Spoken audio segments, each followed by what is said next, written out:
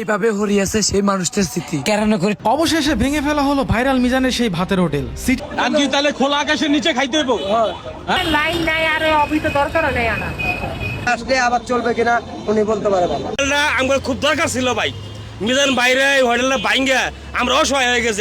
অবশেষে ভেঙে ফেলা হলো ভাইরাল মিজানের সেই ভাতের হোটেল। সিটি কর্পোরেশনের অবৈধ স্থাপনা উচ্ছেদের অভিযানের অংশ হিসেবে তার দোকানটি ভেঙে দেওয়া হয়েছে। দোকানের ভেতরে থাকা মালামাল সহ সবকিছু উচ্ছেদ করা হয়। অন্যদিকে মিজান ভাই বর্তমানে জেলে রয়েছেন। একসঙ্গে দোকান হারানো আর জেলে থাকা মিজান ভাইয়ের জন্য সময়টা এখন বেশ কঠিন যাচ্ছে। যে হোটেলটি নিয়ে এতদিন ধরে আলোচনা চলছিল সেই হোটেলটি এখন আর নেই।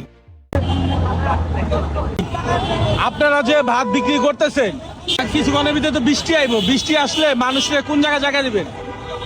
কোন জায়গা দিমু এনে তো জায়গা নাই আমাকে। আর কি তাহলে খোলা আকাশের নিচে খাইতে হইব? হ্যাঁ, আর একটু সেরকম আছে সেরকম লাগে। এখন আপনাদের তো লাইন নাই, এটা নিয়ে কি বলবেন? না আমাদের দোকানে লাইন নাই আর অবৈধ দরকারও নেই আনা। এই যে অবৈধর কারণে আমার স্বামী 14 দিন 15 দিন জেল থেকে আইছে, এই অবৈধ কারণে আমার দরকার নেই। আমরা তো ভাতরা খাই, এরকম কম টাকাতে খাওয়া যায় ভাই, এবং আরো সাইডে বাঁচলে আরো বাদ দেয়, আবার টাকা না থাকলেও দেয় ভাই। এই হোটেলটা আমার খুব দরকার ছিল ভাই, মিজান বাইরে এই হোটেলটা ভাঙ্গা আমরা অসহায় হয়ে গেছি। আমার মুখ টুক চুবাই গেল গা। আমি ভাত খামু করে আশা করে আইছিলাম যে মিজান বাইরে সাইডে ভাত খামু, কারণ গ্যাস পাই না, গ্যাসের জ্বালায় আসি একটা ভাত খায় শান্তি পাবো না। এতে ভাঙ্গা চূড়া ভাই, মুখটা আমার হুকাই গেল গা ভাই। তো আশা করবো আমাদের মিজান বাইরের হোটেলটা যেন এখানে থাকে এবং চলে, এটা আমরা সরকারের কাছে বিনোদ করি। আমরা মিডিয়া পাই যারা গরিবের বুক কি আজকের থেকে বন্ধ হয়ে গেল? আজকের থেকে ভেঙে চুরে সর্বকিছু সর্বনাশ করে দিছে সরকারি লোকজন, সিটি কর্পোরেশন লোকজন আসা, আমাদেরকে কোনো টাইম দেওয়া হয়নি। এরই মধ্যে তারা ভেঙে ফেলছে। এখন এই হোটেল মিজান ভাই, ভাইরাল মিজান ভাই জেলখানে আছে, আপনারা জানেন। উনি আসলে আবার চলবে কিনা উনি বলতে পারে না। হায় রে কেমনে আটকেতাম, সবকিছু ভাঙ্গি লই যার কই না হারে কিছু কইতাম না, হারে কেরানের সামনে যাই বাধা দিতাম। এইভাবে হরিয়াছে সেই মানুষটার স্মৃতি কেরানো করে টাকের ভিতরে উড়ে লই যেতেছে মহিলার বার্গারে। চোখের সামনে এই দৃশ্য দেখে চোখের ফানে ধরে একটা হারতেছি না, করে জিমকিজি খারা রয়েছে আর ছোট ছোট কাক দিয়ে একটা মানুষের কথাই শুধু ভাবতেছি। আজ যদি হে মানুষটা থাকতো এই দৃশ্য এইভাবে দেখতে হইতো না। সিটি কর্পোরেশনের দ্বিতীয় দিনের অভিযানে মিজান ভাইয়ের হোটেলে সবকিছু আজকে সরিয়ে নেওয়া হয়েছে। কাল পর্যন্ত যে হোটেলে ছিল এত মানুষের সমাগম, আজ সেই হোটেল একদম নিঃস্ব হয়ে পড়ে আছে। কালকের অভিযানের পর আজকে বাকি থাকা সকল জিনিস সরিয়ে ফেলা হয়েছে। মিজানের হোটেলের কোনো চিহ্নই রাখা হয়নি। শেষ পর্যন্ত মানবতার ফিরোলা মিজান ভাইয়ের হোটেলের সমাপ্তি।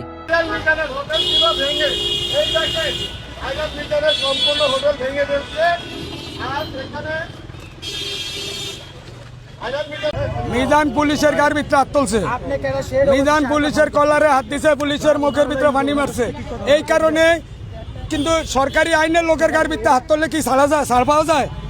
হ্যাঁ, সাপলে কি খেলাবেলা করেন চাইবো? এই কারণে ওরা ধরছে, আর ওর কারণে আজকে এই অবস্থা হয়েছে। এইখানে 7টা হোটেল আছে, আমার 2টা ছিল। 1 মিনিটও সময় দেয় না, 100 জায়গাতে 1টা মিনিটও সময় দেয় না। আসছে এইমাত্র মানে একদম তর্জগত নগদেই ভাঙিয়া বলাইছে। বাঁচানোর চেষ্টা করছি, ওনাদের হাতে পায়ে পর্যন্ত ধরার ইয়া করছি, কিন্তু এরা ইয়া করে নাই, ভাঙিয়ে বলাইছে। সরকারি জায়গার উপরে ঠিক আছে, কিন্তু এটা তো আমরা কোনো ক্ষতি করি না। আমরা এমন একটা সাইডের ভিতরে আছি, জনগণ আসা যাওয়ার পথে কোনো কাটা হয় না। মানুষের সামনে যেই জায়গা আপনারা দেখেন, এই জায়গাটা দেখেন, এই দিকটা যে জায়গা আছে, এই দিকটা মনে করেন সচরাচর মানুষ চইলা গাড়িও চলতে পারবো, মানুষ চইলা এই দিকটা গাড়িও চলতে পারবো, কোনো মানুষের ক্ষতি হইব না। আমরা এমন এক জায়গার ভিতরে দোকান করছি, আর আগে যে জায়গা ছিল এখন ভাতের দোকান হওয়াতে মানুষের আরো উপকার হয়েছে। এই দিকটা পায়খানা প্রস্রাব করিয়া সব নষ্ট করে লাগতে হইলে মানুষের এইখানে ডাস্টবিন হয়ে গেছে, আর এখন আমরা ভাতের দোকান করছি, আরো ভয় পরিষ্কার রয়েছে, সুন্দর রয়েছে। জন গরিব দুঃখীরা আরো খাইয়া শান্তি পাইছে। আমার প্রায় 2 লাখের উপরে গেছে। আমার একটা শোকেসের দাম ওই 65,000 টাকা দিয়ে বানাইছি। এর মধ্যে একটা সসপ্যান 5,500 6,000 টাকা করে আমার এরকম 3টা সসপ্যান লেগে গেছে।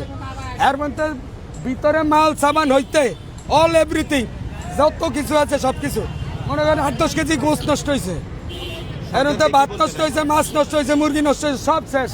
সরকারের কি করবো? সরকার মানুষের ক্ষতি করতে আছে, উপকার করে না।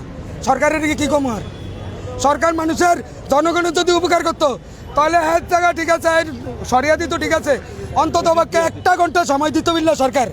1 ঘন্টা না, 5টা মিনিট সময় দেয় না, 1 মিনিট সময় দেয় না। তাই সরকারের কি করবো আমরা? না আমাদের কোনো দানা না, কোনো নির্দেশ দেয় না, কিচ্ছুই না, আইসেই নগদে ভাঙছে।